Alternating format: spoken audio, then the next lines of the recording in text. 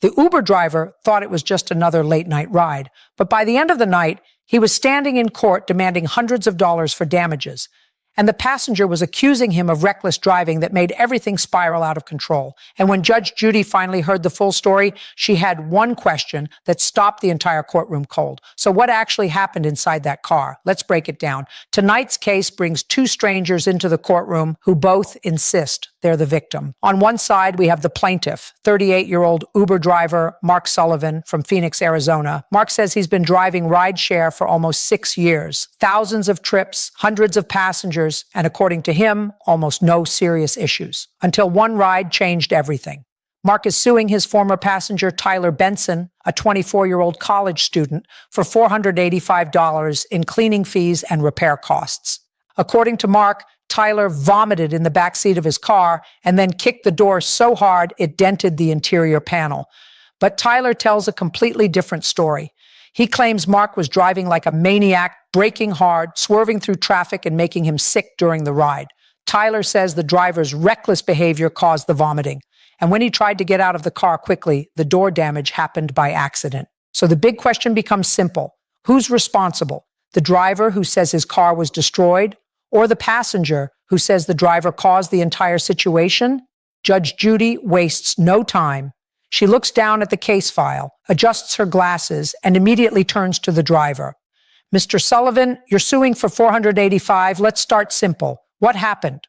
Mark stands up, clearly frustrated. He explains that the incident happened on a Saturday night around 1:15 a.m. He had just finished dropping off a passenger near downtown Phoenix when another ride request popped up.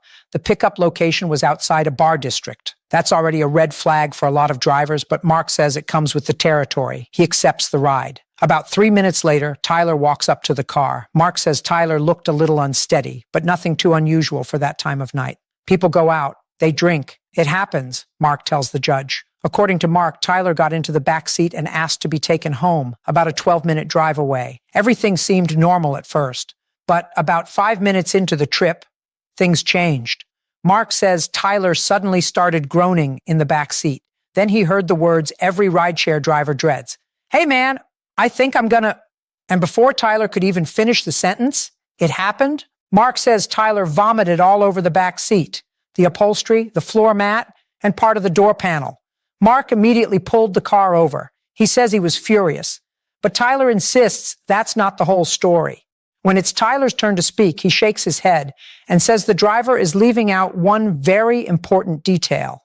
The way he was driving, Tyler says. Judge Judy raises an eyebrow. What about it?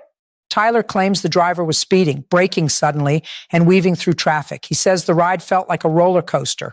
According to Tyler, he told the driver multiple times to slow down, but Mark allegedly ignored him. Tyler says the aggressive driving made him nauseous, and that's what caused the vomiting. Mark immediately interrupts. That's ridiculous. Judge Judy slams her pen down. Sir, when you speak out of turn, I stop listening. Sit down.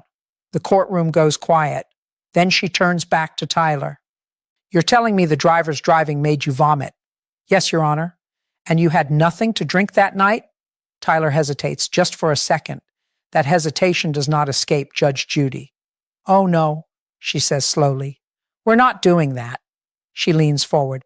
Did you drink alcohol that evening? Tyler sighs. Yes. How much? A couple drinks. Judge Judy's eyebrow lifts again. A couple? The audience chuckles. A couple meaning 2, or a couple meaning you stopped counting after 6? Tyler shifts awkwardly. Maybe 4 or 5. Mark laughs under his breath. Judge Judy shoots him a glare. You'll get your turn. Then she turns back to Tyler. So you had 4 or 5 drinks? Yes. And yet the vomiting had nothing to do with alcohol. Tyler shrugs. I've had more than that before and never gotten sick. Judge Judy leans back in her chair.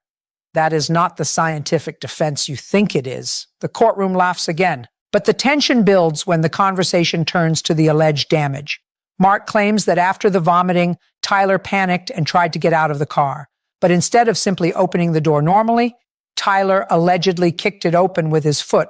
Mark says the force bent the interior door panel and loosened part of the trim. He even brought photos to court. The bailiff hands the pictures to Judge Judy. She studies them carefully. There's clearly vomit on the seat and floor mat, and the door panel does look warped. Judge Judy looks back up. "Mr. Benson," she says. "Yes?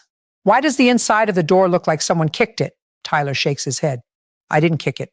"So it bent itself?" "No, Your Honor. I was trying to get out fast because I felt sick." Judge Judy narrows her eyes. "Did you use your foot to push the door?" Tyler pauses again. Another pause, another red flag. "Well, maybe a little." Mark throws his hands up. "Exactly?" Judge Judy silences him with a glance. "Sit." Then she looks back at Tyler. "You maybe kicked the door? I didn't mean to damage it." But the case takes a more dramatic turn when Judge Judy asks Mark a question he wasn't expecting. "Mr. Sullivan, do you have a dash camera?" Mark nods. "Yes, Your Honor." And suddenly the energy in the courtroom changes, because if there's video, then someone's story is about to fall apart. Judge Judy tilts her head. "Does it show the passenger vomiting?" "Yes." "And the driving?" "Yes." The room gets quiet. Tyler's expression shifts, just slightly. Judge Judy notices immediately. "Oh, this should be interesting," she says. The bailiff brings a laptop forward, and everyone in the courtroom turns their attention to the screen. The video begins playing. It shows Tyler getting into the back seat. He does appear slightly intoxicated, but not completely out of control. The car starts moving. For the first few minutes, everything seems normal. Traffic lights, city streets, music playing quietly in the background. Then something unexpected happens. Tyler starts complaining. "Hey man, could you slow down a bit?" Judge Judy pauses the video. She looks at Mark. "Were you speeding?" Mark shakes his head. "I was keeping up with traffic." Judge Judy presses play again. Tyler speaks again. "Seriously, dude, you're braking hard." The video continues, and then suddenly, Tyler leans forward. Pull over. But it's already too late. The camera captures the moment when Tyler vomits. Judge Judy pauses the video again. She turns toward Mark. "You did pull over quickly." "Yes." She turns to Tyler. "You were clearly sick." "Yes." But now the case becomes even more complicated because the next few seconds on the video raise a brand new question. Tyler tries to open the door, but the car is still slightly moving. And that's when something unexpected happens. Judge Judy leans forward. "Wait." She rewinds the footage, and the entire courtroom watches again, because right before the door damage happens, something else appears on the screen that neither side mentioned in their testimony. And when Judge Judy notices it, her entire tone changes. She slowly turns toward the driver. "Mr. Sullivan." "Yes? Why didn't you tell me about that?" The courtroom goes silent, because whatever she just saw could completely change the case and the verdict. But what happens next is where things really explode. The entire courtroom is quiet. She rewinds the video again, slower this time. Everyone watches closely. And there it is, right before Tyler vomits. The dash camera briefly captures the speedometer. Judge Judy taps the screen. "Pause." The bailiff freezes the video. She points directly at the number on the display. "Mr. Sullivan, is that your speed?" Mark looks at the screen. "Yes, Your Honor." Judge Judy leans forward. "What is the speed limit on that road?" Mark hesitates. 35. Judge Judy lifts her glasses slightly. "And how fast were you going?" Mark clears his throat. 42. The courtroom murmurs. Judge Judy repeats it slowly. 42. Then she turns toward Tyler. "So the driver was speeding." Tyler nods immediately. "Yes, that's what I've been saying." Mark jumps in. "It's only 7 miles over." Judge Judy raises a hand. 7 miles over the speed limit is still speeding. Mark sinks back into his chair, but Judge Judy isn't finished. She rewinds the video again because there's another moment she wants to examine. Play the next 30 seconds. The video resumes. Tyler is clearly uncomfortable in the back seat. He grips the seat. "Dude, seriously, slow down." Then the car approaches a yellow light, and the driver brakes hard. Tyler lurches forward. The camera shakes slightly. Then Tyler groans. "Pull over! Pull over!" But the driver keeps moving for another few seconds. That's when Tyler vomits. Judge Judy pauses the video again. She folds her hands on the desk. "Mr. Sullivan." "Yes, Your Honor."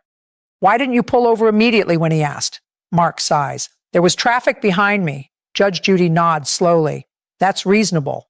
Then she adds something that surprises everyone. "But it still doesn't excuse vomiting in someone's car."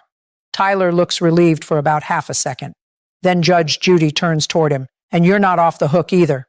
Tyler's shoulders slump again. Judge Judy continues. You had 4 or 5 drinks. Yes. You got into a stranger's car.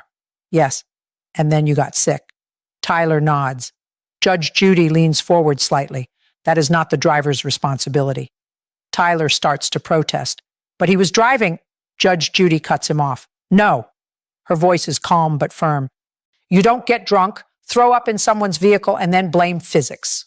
The courtroom chuckles. Tyler tries another argument. But the way he braked, Judge Judy raises a finger. If you were sober, do you think you would have vomited? Tyler pauses. Probably not. Judge Judy nods. Exactly. Mark looks relieved. But Judge Judy isn't done examining the evidence because the case still includes the door damage. She rewinds the video again. Let's watch what happens after the vomiting. The footage resumes. Mark pulls the car to the curb. Tyler immediately reaches for the door, but the car is still rolling slightly. Tyler struggles with the handle. Then he lifts his leg and pushes the door open with his foot. The door swings wide. Too wide. And the camera captures the moment the interior panel bends. Judge Judy pauses the video again. She looks at Tyler. You kicked it. Tyler sighs. I didn't mean to damage it. Judge Judy shrugs. That's not the question. She taps the screen again. You kicked it. Tyler nods reluctantly. Yes. Judge Judy leans back in her chair. Then she turns toward Mark. Do you have a repair estimate? Yes. He hands the paperwork to the bailiff. Judge Judy studies it. Cleaning service, $175 door panel repair, $310 total, $485. She nods slowly. Then she looks back at both of them. This case is actually simpler than you think. Both men wait. Judge Judy explains. Mr. Benson, you are responsible for the mess. Tyler opens his mouth to argue. She raises a finger. No. Then she continues. You chose to drink. You chose to get into a car. And you vomited. Tyler looks down, but then she turns toward Mark. However, Mark straightens in his seat. You were speeding. He nods quietly. And your braking contributed to the situation. Mark starts to speak, but Judge Judy stops him. I'm not finished. The courtroom is silent again. Judge Judy continues calmly. You are entitled to cleaning fees. Mark nods. But I'm not convinced the door damage is entirely the passenger's fault. Tyler's head snaps up. Mark looks shocked. Judge Judy explains. The video shows the vehicle still moving when he tried to exit. She looks directly at Mark. You should have come to a complete stop before allowing a passenger to open the door.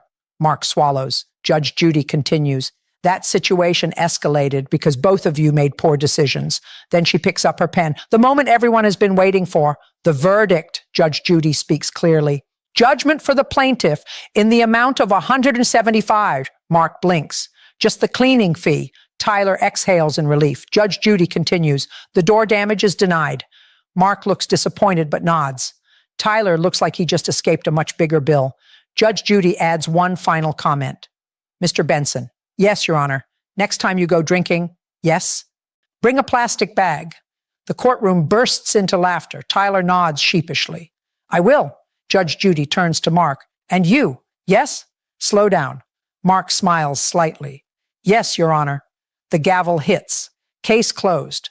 But if you think the lesson ends there, think again, because this case actually highlights something that happens thousands of times every weekend across America. Rideshare drivers deal with drunk passengers constantly, and passengers often assume the driver is responsible for everything that happens during the ride. But this courtroom battle shows the reality. Responsibility goes both ways. If you choose to drink heavily, you're responsible for how you behave afterward. Throwing up in someone's car is not just embarrassing, it's expensive. At the same time, drivers also carry responsibility. Speeding and aggressive driving can escalate situations quickly. And when a passenger says they feel sick, the smartest move is to pull over immediately. This case could have been avoided entirely if just one decision had been different, if Tyler had stopped drinking earlier, or if Mark had slowed down. Instead, a 10-minute Uber ride turned into a courtroom showdown. And in the end, Judge Judy did what she does best. She cut through the excuses, held both sides accountable, and delivered a verdict that made sense. Because justice isn't about picking a favorite. It's about finding the truth somewhere in the middle. And sometimes, that truth smells like vomit in the back seat of a rideshare car.